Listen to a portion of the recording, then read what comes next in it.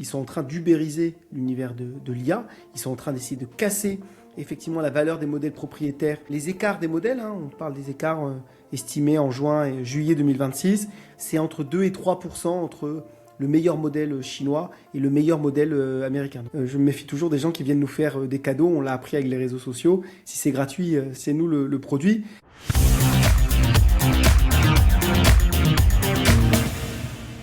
Bonjour à tous et bienvenue dans ce deuxième épisode du Polaria Show, votre rendez-vous de décryptage de l'actualité du secteur de l'intelligence artificielle. Une nouvelle fois, je suis en compagnie de Cyril qui va pouvoir se représenter et nous avons prévu quelques sujets aujourd'hui, notamment en lien avec la Chine, sur lesquels on va passer un petit peu de temps. Cyril, tu veux dire un mot? Non, juste que je trouve que tu t'améliores de plus en plus dans le lancement de ces Polaria Show, donc c'est important de le noter d'épisode en épisode. On a Et fait moins de sinon, décès. juste voilà, Cyril de Souza Cardozo, donc président du groupe Polaria, au sein duquel on a de la chance d'intervenir tous les deux avec nos équipes. Et voilà, on accompagne la transformation des organisations IA. Et c'est vrai que la volonté de ce temps-là, c'est d'avoir un temps de décryptage où on a le temps un peu de parler des sujets de fond pour se positionner vis-à-vis de l'actualité qui est foisonnante en matière d'intelligence artificielle. Donc Martin Toussaint, associé au sein de Polaria et directeur général. Alors Cyril, on a prévu 4 sujets sur lesquels on va pouvoir discuter aujourd'hui, dont 2, et je propose qu'on commence d'ailleurs par ceux-là, qui sont en lien avec la Chine. Alors il y a quelques jours maintenant, c'était aux alentours du 10 juillet, de mémoire le 8 juillet je pense, la Chine a sorti une alerte. Alors, c'est une alerte qui a été publiée par une plateforme chinoise de cybersécurité, alors, qui est liée avec le gouvernement chinois, et qui a annoncé qu'ils avaient détecté des failles, des backdoors, notamment dans Cloud, qui étaient utilisées pour venir capter de la donnée d'utilisateur, notamment la localisation et des données potentiellement personnelles. Et donc la Chine qui alerte sur le risque d'espionnage qui pourrait être fait à partir d'outils d'IA américains. Qu'est-ce que ça t'évoque? Je te vois déjà sourire.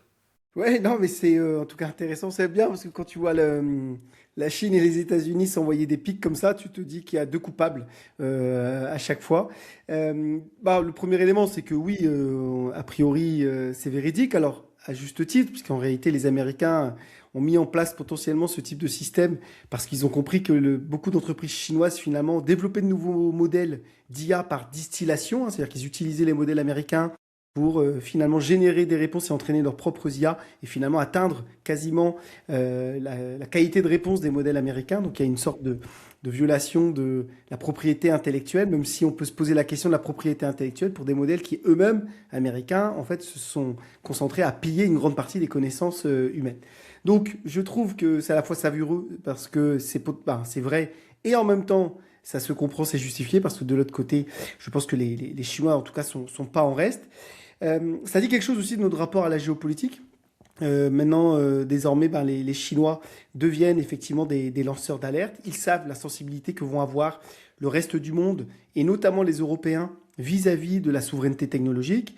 Et ils appuient sur un point qui est assez clair, c'est que en matière d'espionnage industrialisé, là pour le coup, les cas documentés sont en réalité américains. Je pense notamment à la NSA. Les Américains ont depuis longtemps opéré ce type d'opération.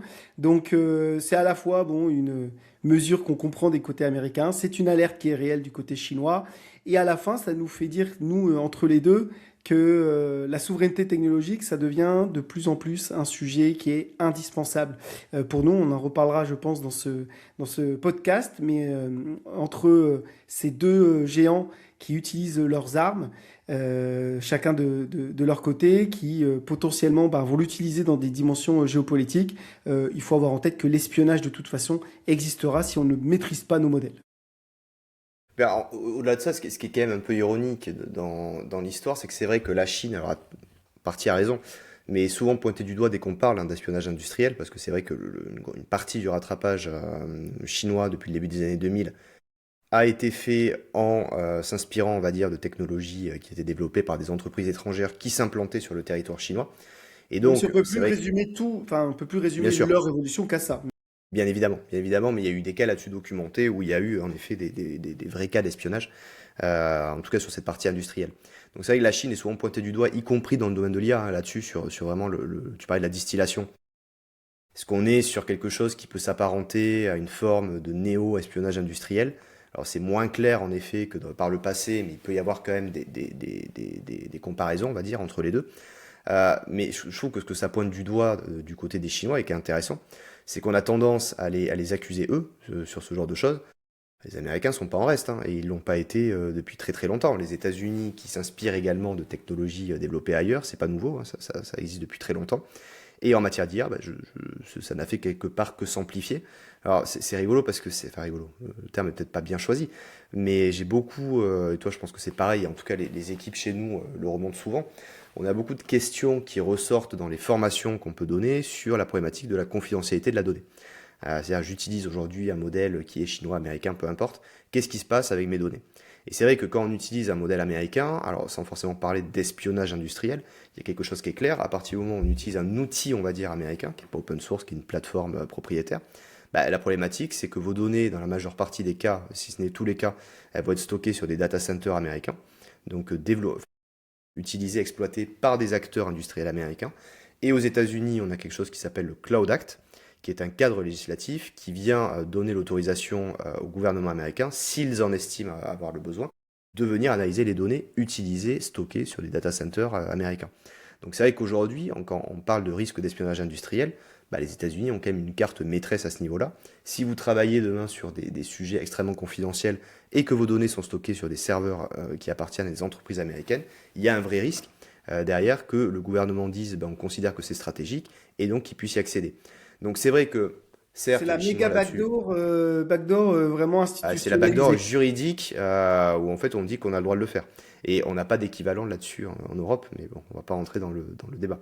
Mais c'est vrai que oui, est-ce qu'au au niveau chinois, on peut les pointer du doigt sur une partie d'espionnage, de copie de modèles IA existants, de récupération de données confidentielles? Je pense qu'il faut pas être stupide, hein, bien évidemment. Euh, mais ne pas sous-estimer le fait que les États-Unis font très largement la même chose. Et je pense en grande partie à plus grande échelle. Donc aujourd'hui, la question que ça pose, et c'est un peu ce que tu disais, alors c'est dommage, on va encore être d'accord. C'est rare pourtant, mais il faut dire que depuis le Polaria Show 1, on l'a été pas mal.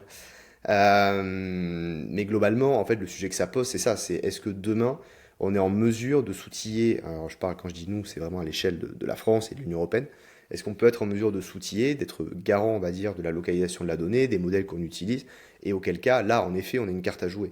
Mais si on utilise des modèles qui sont des modèles qui viennent d'un côté ou de l'autre, hein, du côté chinois, du côté américain, et on pourrait citer aussi d'autres pays, il faut partir du principe qu'il y a un risque en termes de souveraineté, qu'il y a un risque en matière d'utilisation et d'appropriation, je dirais, de nos données.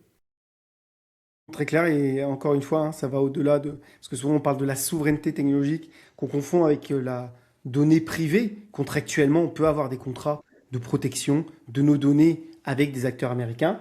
Mais effectivement, au-dessus de ça, il y a le Cloud Act qui, effectivement, donne à la fin le dernier mot aux Américains. Donc, c'est un sujet, ça doit être un élément de prise de conscience pour nous.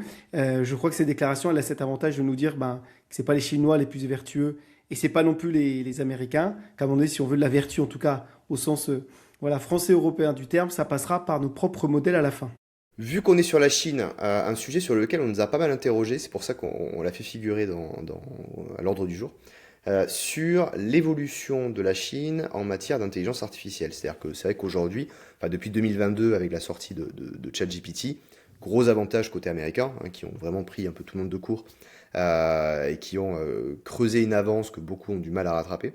La Chine c'est pas positionné, je trouve, tout de suite. C'est-à-dire que 2023, on a quand même moins entendu parler de la Chine en matière d'IA que des États-Unis. Pourtant, depuis, on a un vrai rattrapage côté chinois. On a des modèles qui sortent. On peut parler des modèles de Kimi, on peut parler de Moonshoot AI et autres, qui sont des modèles qui sont extrêmement intéressants et JLM, qui permettent, GLM aussi, qui sont des modèles qui ont des performances qui sont assez folles, qui pour beaucoup ont fait le choix de l'open source, d'ailleurs, ce qui est intéressant, et qui, sur certains aspects, concurrencent à l'heure actuelle les États-Unis. Donc la question qu'on nous posait, c'est bah, finalement dans la course à l'IA entre les États-Unis et la Chine, est-ce que avantage américain durable, ou est-ce que la Chine peut jouer le rôle alors, je vais parler anglais, je m'excuse, Cyril, d'underdog, de challenger, voilà, qui reste un terme anglais, qui peut venir concurrencer les États-Unis. Alors avant de te donner la parole, j'ai quand même un petit peu travaillé avant ce Polaria Show. J'ai quelques chiffres. Est-ce que tu as un ordre de grandeur en tête sur l'écart des investissements privés en 2025 en matière d'IA entre les États-Unis et la Chine? Alors, effectivement, alors je crois que j'ai un montant en tête. Et j'avais une problématique sur ce montant parce que effectivement, tu écartes totalement l'investissement potentiellement Ouais, public, hein, ouais. de ça. J'avais en tête un rapport genre de 10 du côté chinois, 200 du côté du coup américain. Alors, c'est 286 donc milliards de dollars côté américain contre 12,4 milliards côté chinois, donc c'est un ratio de 23. Ce qui est intéressant là-dessus, sur les États-Unis, 76% de ce montant ont été investis en Californie, qui montre encore un peu La l'attraction en Silicon termes de Valley. capitaux de la Silicon Valley. Là où c'est intéressant, c'est sur deux aspects, niveau des brevets et au niveau de la robotique, de l'IA en matière de robotique. En matière de brevets, on a en Chine, on a eu sur 2025 hein, toujours 13 718 demandes de dépôt donc de brevets devant les États-Unis qui en ont déposé 52 617. Donc avantage chinois là-dessus en termes sur l'aspect purement scientifique au niveau des brevets. Et sur la partie industrialisation robot et infrastructure, sur la partie robotique, les États-Unis ont aujourd'hui 34 200 robots industriels pilotés par IA contre 295 000 en Chine. Et pour finir sur les data centers, on a plus de 5000 data centers donc aux États-Unis, avec la Chine qui est en deçà. Alors les chiffres ne sont pas totalement fiables. Par contre, ce qu'on estime, c'est qu'il y a une très très forte croissance au niveau du développement d'infrastructures en matière de data centers. Je te Ça, laisse c'est, lancer. je crois, quasiment la moitié en tout cas des data centers des pays occidentaux notamment se trouvent aux États-Unis. Et ça, c'est une réalité à ces chiffres-là que tu viens de donner, qui montrent qu'effectivement, il y a un investissement plus fort. Alors même si tu ajoutes en réalité le financement public de l'État chinois, ben, le rapport s'équilibre beaucoup plus, mais l'investissement américain reste quand même plus fort globalement. Leur nombre de data centers est plus important. Donc on voit bien qu'il y a un investissement plus fort.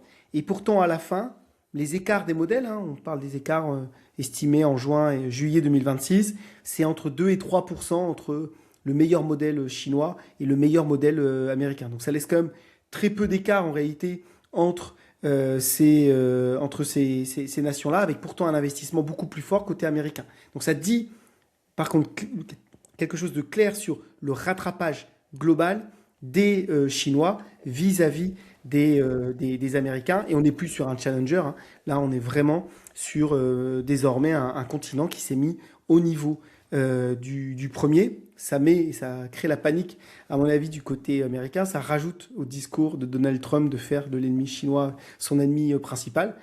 Je note que depuis qu'il est arrivé au pouvoir, il n'a cessé de dire qu'il était là pour endiguer la montée chinoise. Et en matière d'intelligence artificielle et encore plus de robotique, il n'y est pas du tout, en tout cas, parvenu. Ça, bah, ça se couple d'un discours du côté chinois et d'une stratégie globale. Tu disais qu'effectivement, les Chinois ont beaucoup une stratégie d'open source. Il faut avoir en tête ce qu'ils font.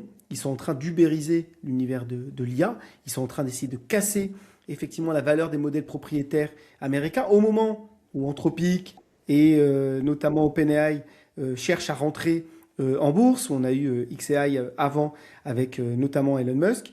Eh bien, on est sur une stratégie de dumping hein, où on est en train d'essayer de casser la valeur globale. Et je note un point un peu particulier le 17 juillet, il y a quelques jours, il y a eu le discours de Xi Jinping qui justement partageait sa vision globale où il a dit à demi-mot la stratégie chinoise de venir casser effectivement cette valeur. Alors dans son discours, il indiquait qu'il œuvrait au bien commun, notamment grâce à ces modèles open source. Ça te fait sourire et je le pense aussi, c'est qu'à un moment donné, je me méfie toujours des gens qui viennent nous faire des cadeaux. On l'a appris avec les réseaux sociaux. Si c'est gratuit, c'est nous le produit. Bien sûr, aujourd'hui, l'écosystème open source mondial bénéficie des modèles chinois.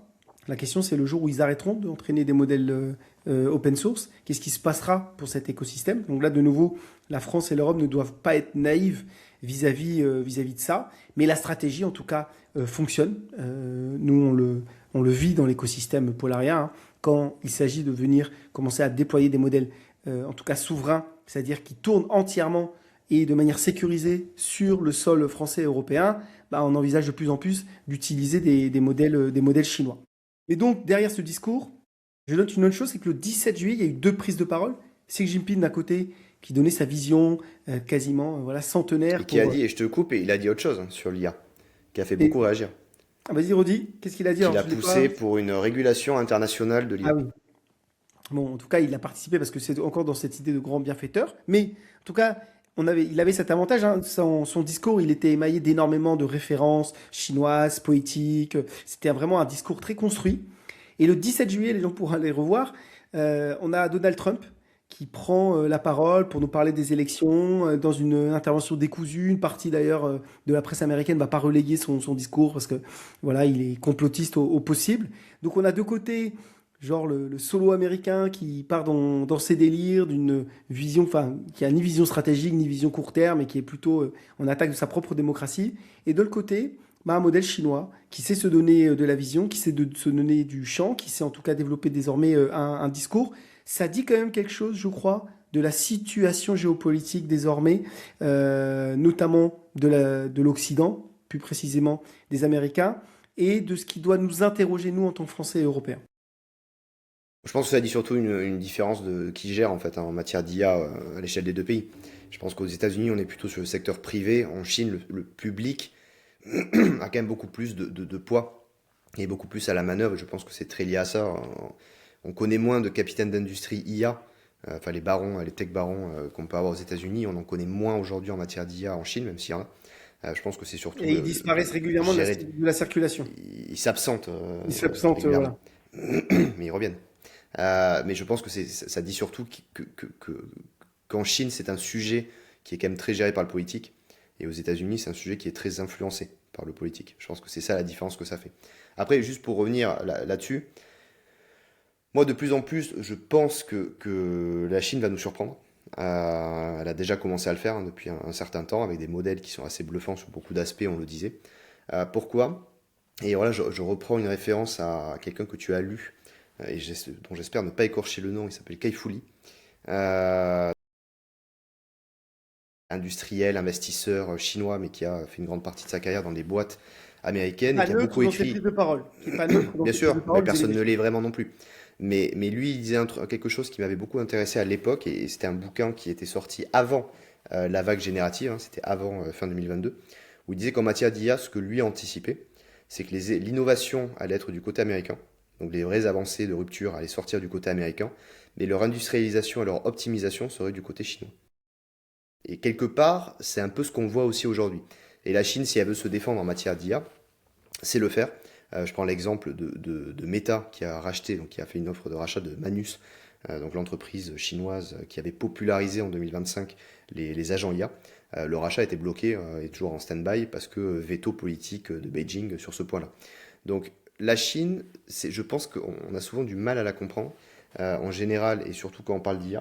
Parce que si on revient sur ce qu'on disait, c'est pour ça qu'on a mis les deux sujets d'ailleurs côte à côte, si on revient sur ce qu'on disait sur la partie distillation, sur la partie espionnage industriel et autres, bah, c'est vrai qu'aujourd'hui beaucoup des modèles chinois ont des niveaux de performance, enfin, ont les niveaux de performance qu'ils affichent parce qu'ils ont fait de la distillation sur des modèles américains.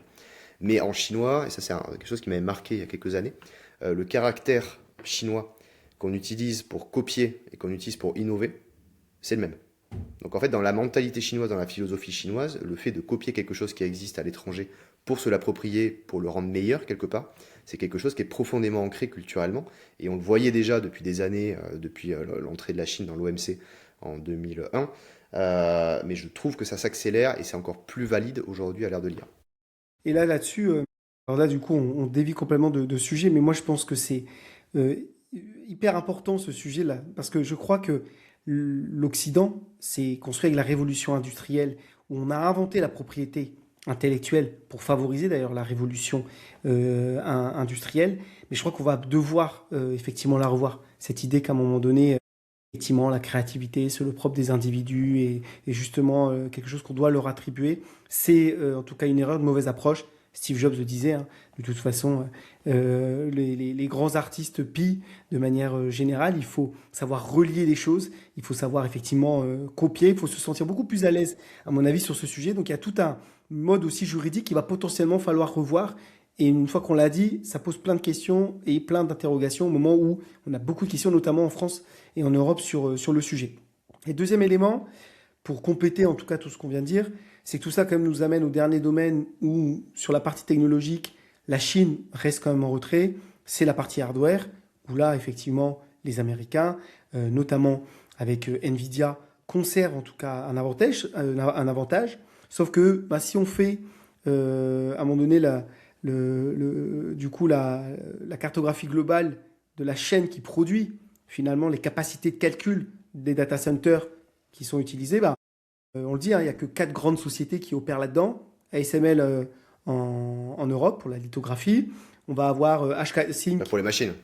pour les machines qui permettent de graver les cartes. HK Sync Bon, qui peut-être est... juste en 2 secondes pour tout le monde, parce que c'est vrai qu'ASML, et c'est un acteur stratégique, mais qui n'est pas forcément oui, connu. ASML, donc en effet un acteur européen, même si coté en bourse et qui a une grosse partie du capital détenu par des fonds américains, je dis ça au passage, mais qui a un quasi-monopole, en tout cas le gros du marché, de la fabrication de machines-outils qui sont utilisées derrière par les TSMC, donc le Taïwanais spécialisé dans les semi-conducteurs, pour justement fabriquer les semi-conducteurs. donc il faut avoir en tête que ça, là, d'ailleurs, ça pèse beaucoup à Washington. Washington déteste l'idée même d'avoir le début de la chaîne, en réalité, qui commence en Europe. Et là, d'un coup, on peut se dire, tiens, stratégiquement, il y a un sujet pour nous.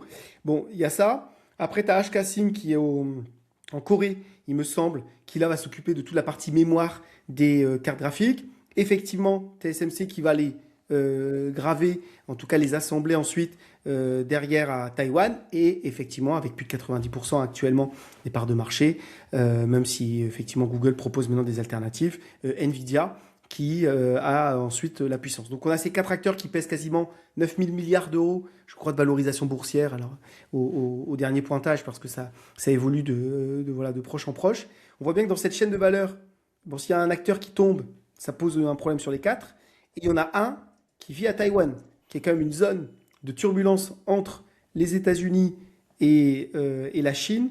Le sujet géopolitique ou du conflit armé, là, il est réel, ancré en réalité dans la réalité physique de ce qu'est l'IA, qui encore une fois, l'IA n'est pas une révolution numérique ou digitale, c'est une révolution industrielle. Et juste, et avant de passer au sujet suivant, un point qu'il ne faut pas oublier non plus. Tu parlais de l'avantage des États-Unis sur le hardware. Euh, pour tout ça, à la base, il y a quand même de la matière première. Il y a quand même des terres rares, des matériaux critiques. Et là, pour le coup, qui a le quasi-monopole et le gros avantage en matière de raffinage de ces matières-là? C'est pas les États-Unis. Là, c'est la Exactement. Chine. C'est la Chine, et d'ailleurs, il ferme la parenthèse, mais je crois que c'était en février dernier, un vendredi soir, Donald Trump qui menace de nouveaux tarifs la Chine. La Chine qui répond pendant le week-end, pas de problème, et du coup, on va arrêter tous les exports de matières premières raffinées en direction des États-Unis. La menace s'est vite évaporée côté américain. Mais c'est intéressant parce qu'en réalité, tu vois, c'est comme la bombe nucléaire, quoi. À un moment donné, tu as un équilibre un peu de la guerre qui fait que aucun des deux acteurs n'a intérêt comme à rentrer en conflit, puisque de toute façon, l'un et l'autre détiennent une partie du sujet.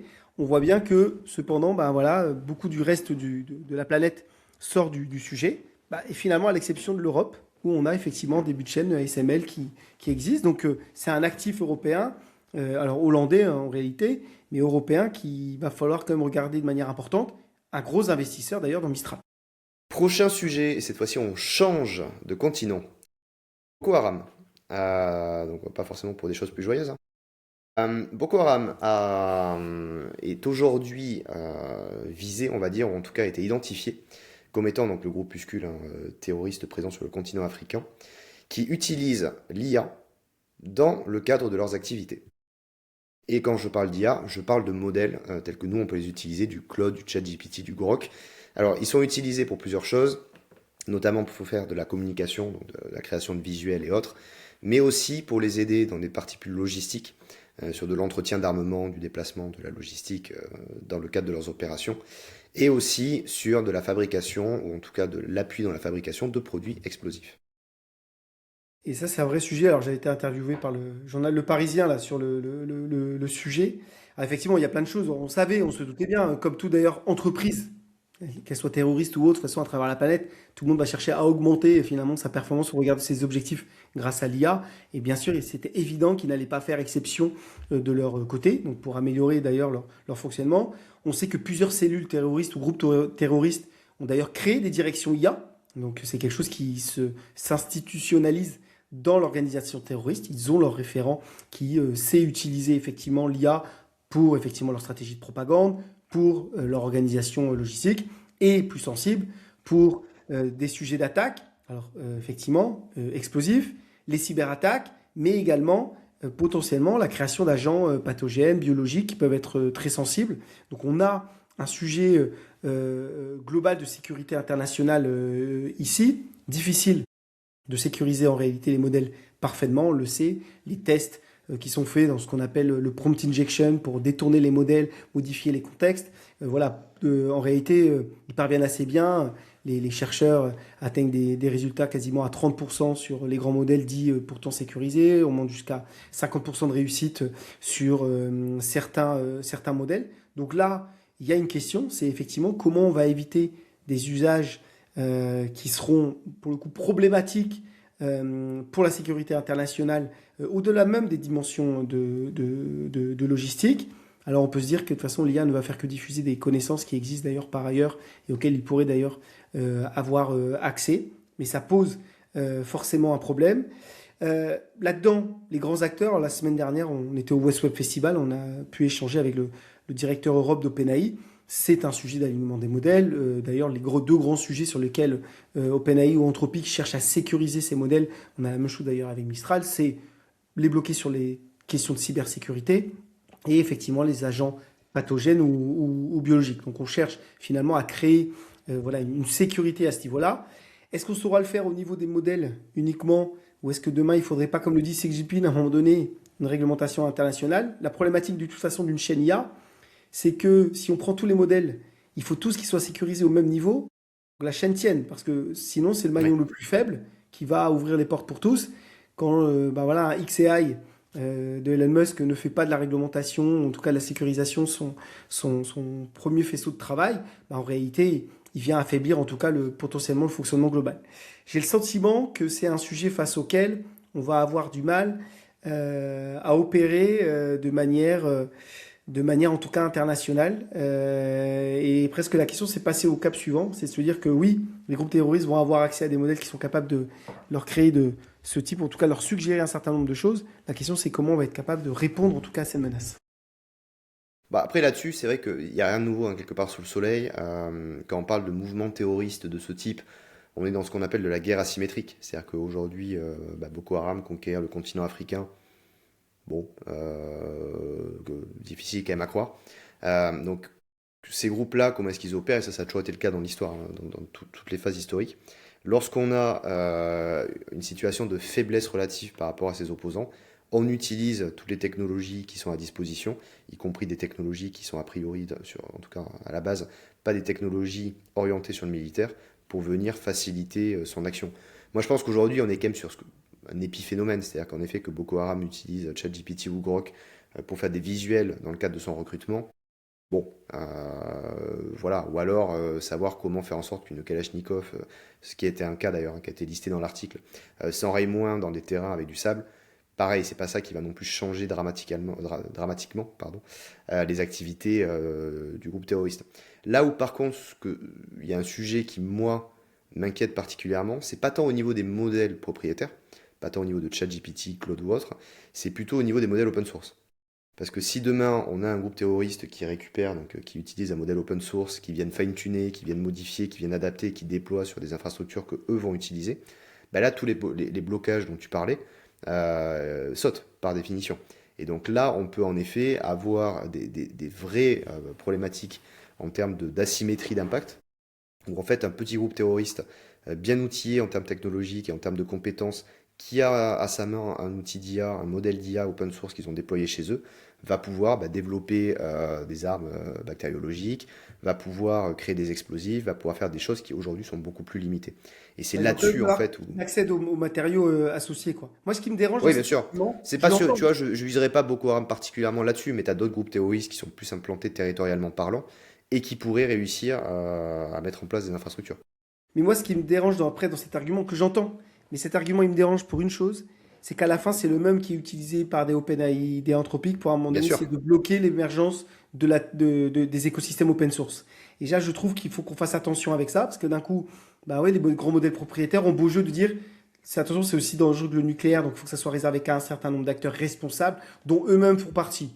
Bon, on peut aussi voilà, se poser la Alors, question des là-dessus, si je modèles me fais l'avocat propriétaires. du diable, tu vois, le fait que le secteur nucléaire soit quand même tenu par des boîtes très spécifiques, ça me dérange Oui. pas particulièrement non plus. Ben, alors, du coup, il va falloir en faire potentiellement alors des sujets d'État. Le problème, c'est qu'à un Des moment sujets donné, régaliens. ces sujets sont en tout cas réglés ou en tout cas entre les mains d'acteurs privés, américains notamment pour en tout cas ce qui est utilisé en Occident. Et ça, moi, Mais ça me c'est pose clair que problème. ça pose de vraies questions. Mais c'est vrai que moi, j'ai plutôt tendance à être favorable à l'open source pour plein de raisons. Mais c'est vrai que ce qu'il faut quand même avoir en tête, c'est que quand on démocratise trop une technologie qui est de cette ampleur, qui a cette puissance potentiellement, bien évidemment, et là c'est pas un exemple parfait dans la mesure où ça n'a pas été fait avec un modèle open source, mais tu avais vu passer un patron de start-up australien de mémoire, dont le chien a été diagnostiqué malade à une forme de cancer assez agressive, qui a réussi à développer un traitement en utilisant ChatGPT. Donc c'est pas un modèle propriétaire, mais en effet on est sur des modèles qui permettent d'avoir ce genre d'impact et que personne ne peut critiquer. Mais c'est pas le problème, c'est pas le marteau, c'est la personne qui tient le marteau. Si demain ces modèles-là sont à la disposition de groupes qui sont profondément mal intentionnés, il faut quand même être conscient des risques que ça pose derrière. Non, mais c'est certain. Il faut aussi avoir conscience du coup aussi de ce que ça impliquerait de se dire qu'on réduise la diffusion potentiellement en parallèle. Et je note cependant une chose. Pour préparer l'article du Parisien, j'avais lu les rapports qui avaient été produits, notamment sur les études scientifiques qui ont été conduites sur l'utilisation de l'IA par les groupes terroristes. À date, au moment où on se parle, et bien entendu, c'est au moment où on se parle, il n'y a cependant aucune évaluation d'efficience ou d'efficacité de l'utilisation de ces modèles par les modèles. On sait qu'ils les utilisent, on sait qu'ils se sont organisés pour les Par les utiliser. groupes, tu veux dire? Par les groupes, voilà, on n'a pas mesuré d'impact en réalité sur leur efficacité au sens de leurs objectifs. Donc à date, il faut aussi prendre avec des pincettes en tout cas ce sujet-là. Oui, mais comme tu dis, est-ce que c'était pas un peu la même chose au tout début d'Internet et de l'informatique au niveau des cyberattaques? Ouais, mais est-ce que parce qu'on savait qu'il allait y avoir les cyberattaques, il fallait empêcher le déploiement d'Internet? C'est pas ce que je dis, mais ça fait partie quand même des points de vigilance qui, je pense, il Mais faut avoir en tête et être conscient qu'en effet, quand on laisse un peu ouverte la boîte de Pandore là-dessus, et qu'on donne accès à des modèles de ce type-là sans forcément de limite, le risque est réel. Et en effet, je suis d'accord, a priori, c'est pas en utilisant ChatGPT qu'on va réussir à développer une recette pour une arme bactériologique qui avait jamais été pensée, ou des choses comme ça. même s'il faut le faire gaffe, Euh, c'est sûr qu'il y a des capacités dans ces modèles qui nous surprennent. Après, c'est pour ça que moi je suis pour, tout en favorisant un écosystème entrepreneurial, occidental notamment, français, européen, américain, que bien entendu, on réfléchisse par contre à la mise en œuvre d'une réglementation internationale, en tout cas, comme on l'a pu faire sur notamment le nucléaire. Ça me semble en tout cas absolument pas non pertinent. Au contraire, je pense que c'est quelque chose. Il faut qu'on crée une instance internationale où on a un dialogue et c'est intéressant, puisque Xi Jinping finalement nous propose finalement de créer cela.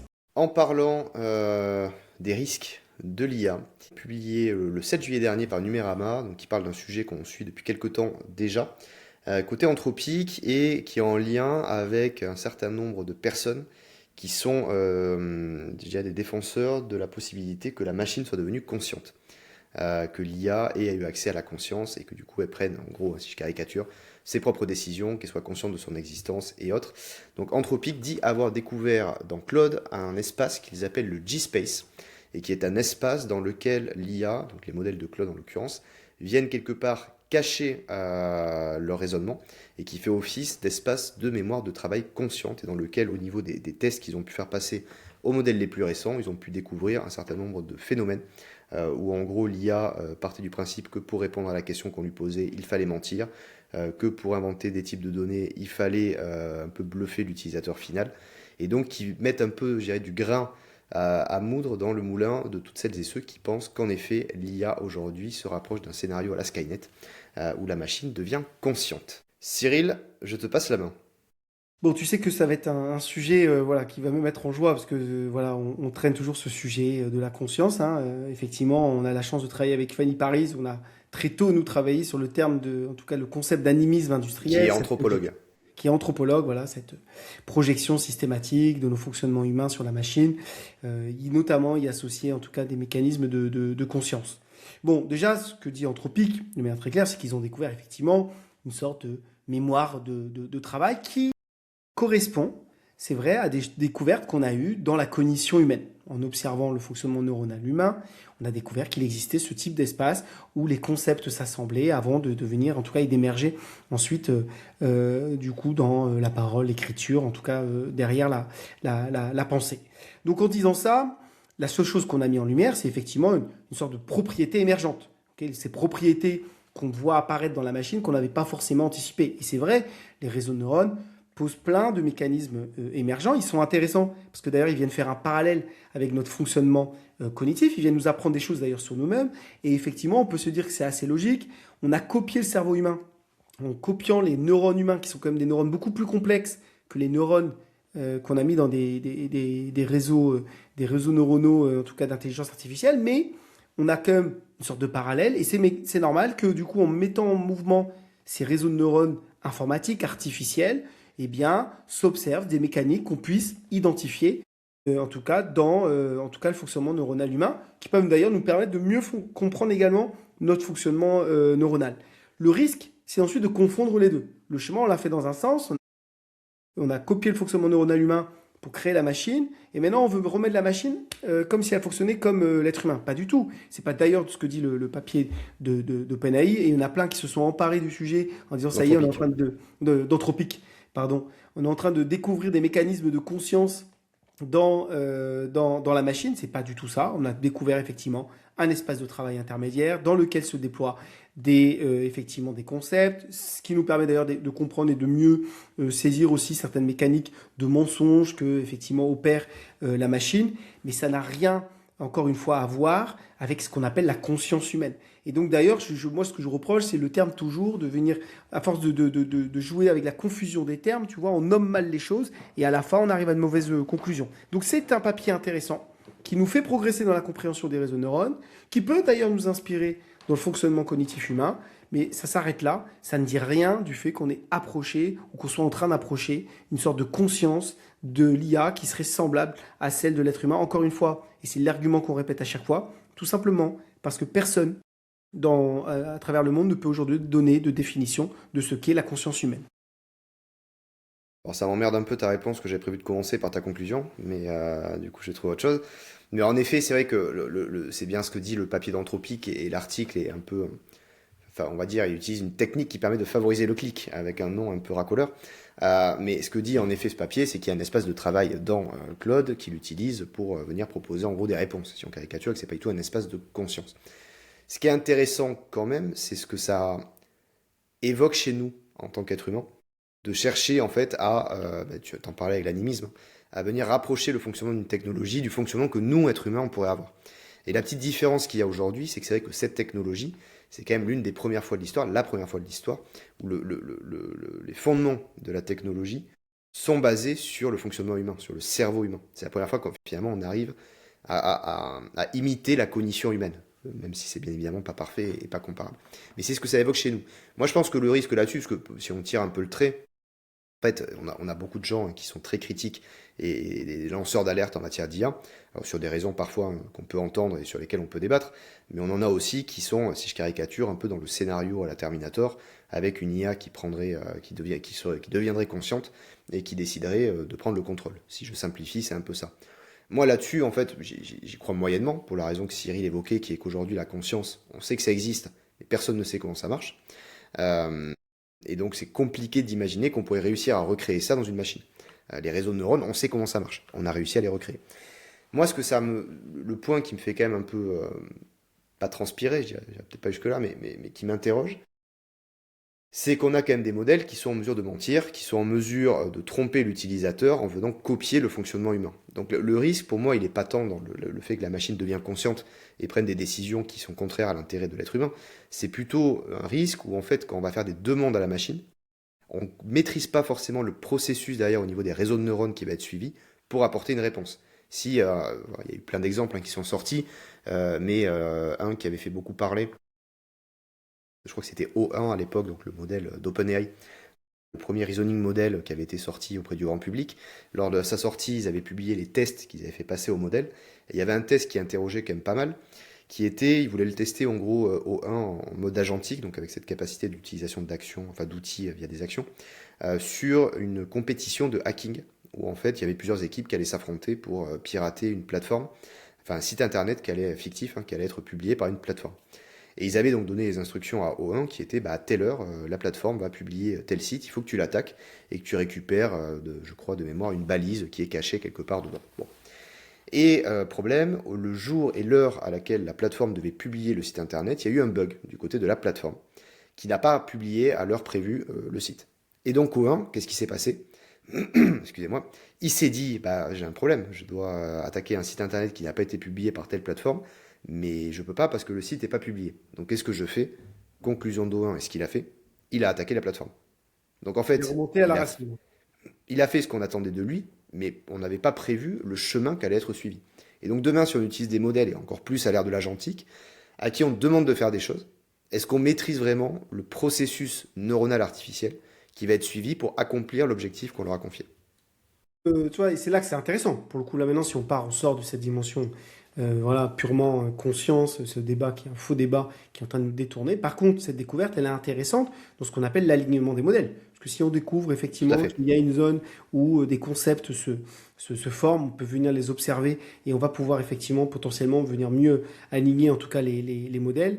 À la fin, effectivement, l'IA, elle a appris par le langage à tromper, à mentir, mais pour la simple raison qu'à un moment donné, on lui a donné le Comte de Monte-Cristo à lire, et chacun d'entre nous, en lisant le Comte de Monte-Cristo, voit potentiellement le pire de l'être humain, et ça, c'est à travers toute la littérature, notamment humaine. Donc, l'IA ne fait que reproduire d'ailleurs nos propres biais, bien avant de venir les produire par une sorte de mécanique consciente ou d'intelligence. En réalité, ce n'est que du mimétisme avec des concepts, effectivement, qu'il va falloir apprendre à aligner, et c'est une découverte intéressante pour cela.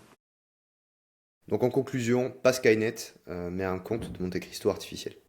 Exactement, exactement. Et tout le monde devrait lire Le Comte de Monte-Cristo. Oui, ou voir le film à minima, qui est plutôt pas mal d'ailleurs. Ah voilà, bah, c'est ça que tu allais dire, tu vois. Les gens ne lisent plus assez, il faut que les gens le lisent. Idéalement, faites ce que j'ai fait, lisez le livre avant de voir le film.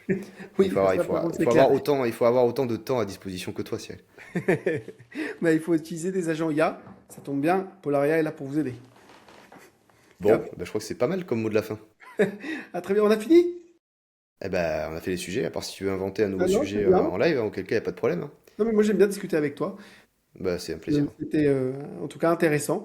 C'est notre dernier épisode avant les congés, donc du coup on se Bah, redonne c'était le rendez-vous deuxième, oui, c'est le deuxième épisode, mais bien évidemment, on Mais reprend fait à la comme si rentrée. c'était une longue liste, c'est que c'est le centième Oui, épisode. oui, on a eu un plan, on a un calendrier jusqu'à au moins 2028. Et on se donne rendez-vous à la rentrée, Euh, on aura plein de choses du coup à commenter, à mon avis, de cet on été. se donne rendez-vous, allez, début septembre pour le Polaria Show numéro 3, où cette fois-ci on sera peut-être pas que deux, hein, je n'en dirai pas plus. On aura peut-être quelqu'un d'autre ou plusieurs personnes autour de la table, on verra ça. Dans tous les cas, il y aura des formats bien évidemment à l'avenir dans lesquels on va faire intervenir des gens qui sont de, je sais pas, de l'écosystème Polaria ou pas d'ailleurs, bien évidemment. Bah, d'ailleurs, si Euh, des auditeurs en tout cas, nous écoutent là, s'ils souhaitent à un moment donné potentiellement venir participer à une émission, ils peuvent nous écrire et on étudiera toutes les candidatures pour venir participer au Polaria Show. voilà, enfin voilà, on étudiera les candidatures en effet. Ça y est, je t'ai mis en transpiration. Et oui, t'inquiète, on va les Ah étudier. bah, c'est très bien, parfait. J'attends d'avoir un défenseur de Skynet qui se Oui, positionnera mais là. pourquoi pas, on les prend. Eh bien très bien. Bon, eh ben, écoutez, pour ce Polaria Show numéro 3. On vous souhaite donc de bonnes vacances si vous le visionnez avant fin juillet. Du coup, on est le Et 20 de bonnes juillet vacances que vous les aujourd'hui. visionnez pendant les vacances sur la Exactement, plage. aussi sur la plage. Et on vous donne donc rendez-vous pour la rentrée, pour la suite de ce Polaria Show. Merci à vous. Merci à tous, merci Martin.